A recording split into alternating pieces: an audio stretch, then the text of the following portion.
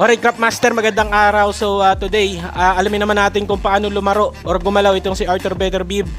At kasi nalalapit na yung laban niya kontra dito kay Bibol sa October 13. So kasabayan nga halos nung kasabayan talaga nung kay General Casimero. So pakita natin kung paano dumepensa, umatake at gumalaw itong si Arthur Beterbiev.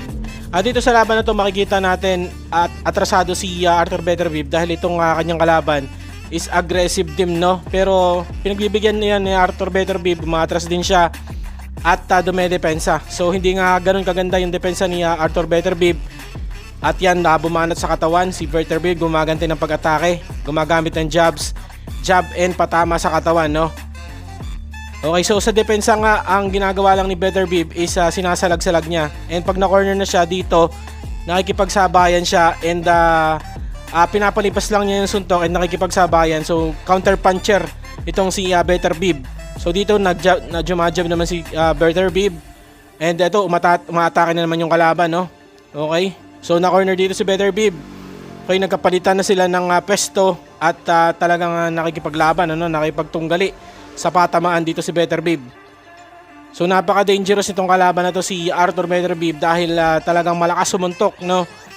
And yun, nakikipagsabayan talaga siya, parang nakikipaglaro sa apoy pag ito kinalaban mo. Okay, napabagsak nga ni Beterbiev dito ng isang malakas na kanan, no? Kanan to si Arthur Beterbiev. Ayan, binibilangan ng referee yung kalaban. So yan, sumusugod naman si Beterbiev gamit ang body shots, 1-2 combination, hooks. Okay, tapos na yung round 1. Dito naman tayo sa round 2. So nagpakawala agad si Beterbiev ng kanan. So hilo-hilo na nga itong kalaban. Nakaganti yung kalaban naman dito sa round 2. Umatras si Beterbiev. Okay, 1-2 combination, left hook ang gamit. So napakasimple lang ng mga bato ni Beterbiev. 1-2 combination, body shots and right hooks, no? And sa tingin ko is napakalaki talaga nito ni Beterbiev kontra dito kay Bibol. Para lang sa akin to, binubugbog naman na yung kalaban niya. Okay, talagang palitan ng patama dito sa gitna. Uy, napabaksak doon si Beterbiev, knockdown. And nahilo din talaga. So left hook ang tumama kay Beterbiev. So hindi rin to invincible, no? Pero ang mahirap dito is pag siya na ang nakatama, talagang masakit talaga. So nakalaban na nga ito ni Yarde at napakagaling ni Yarde na boxer. Pero talagang hindi tinantanan, no, ni Beterbiev. Talagang sinugod-sugod talaga siya. Okay, palitan, parehas sala yung suntok ng kalaban. Okay, dito na tayo sa round 3. Okay, jabs ng kalaban, atras si Beterbiev. Dito naman is sumusugod na si Beterbiev. Okay, talagang pinapa-atras ng kalaban, no? Matindi rin yung kalaban, eh.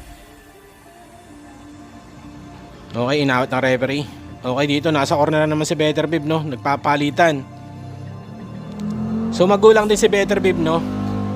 Kinakapitan din niya yung kalaban niya pag talagang agresibo sa kanya. Okay, nandito na naman sa behind the rope si Beterbiev, no? Talagang atrasado siya. Pero sumasabay pa rin si Beterbiev dito. So napaka-dangerous talagang kalaban nito kasi napakalakas talaga sumuntok. Okay, palitan ng kaliwa. Okay, 1-2 combination para nakikipag suntukan sa kalye, no? Mga banat ni Beterbiev. Pero short punches and accurate and malalakas talaga. Okay, may replay. Okay, tinamaan doon si Beterbiev. Okay, dito na naman tayo sa round 4. Schedule to hanggang round 12, ano? Atrasado na naman si Beterbiev. Okay, jabs. At nandito pa rin sa corner na si Beterbiev. Yan. Pero lumalaban pa rin siya ng patamaan. Okay, so uppercut, no? Ang kanyang pinapatama. So napakalakas din yung uppercut niya. 1-2 combination. Okay, tinamaan na naman si Beterbiev doon. Jabs galing kay Beterbiev. Okay, ito si Beterbiev, kung makikita natin to, wala dito sa sa video na to, is napakagaling din. Uy, napatumba yung kalaban, no? Counter, so talagang napaka-counter. Napakagaling din itong umatake and hindi to basta-basta umatake. Gumagamit talaga to ng jabs and napakamahinahon nito pag siya ang agresibo. So nire-replay dito. Okay, tinamaan pala sa may sentido yung kalaban, ano? Bagsak. Round 4. Ito pa, may replay pa. Tingnan natin dito sa ibang angulo.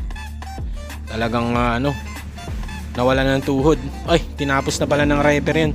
So yun lang, Craftmaster. So Arthur Beterbiev, malakas. dumepensa, hindi ganun kaganda ang depensa, pero makikipagsabayan, and yun ang napaka-dangerous sa kanya. Napakagaling na counter puncher, and pag ito kumounter, hindi lang isa, dalawang bato, no? Pag minsan tumatatlo pa, pero pag counter puncher nito, sigurado may kasunod yung isang suntok niya. Alright. And sa depensa, hindi ganun nga kaganda, and sa bilis naman, hindi siya ganun kabilis, no? Kung ikukumpara natin sa ibang boxer, pero may nakalaban na to na isang boxer talaga, and binugbog niya ito nga si Yarde. So susunod naman is si Bivol naman, yun lang, Craftmaster. Again, maraming salamat. Abangan natin ang magiging laban nito.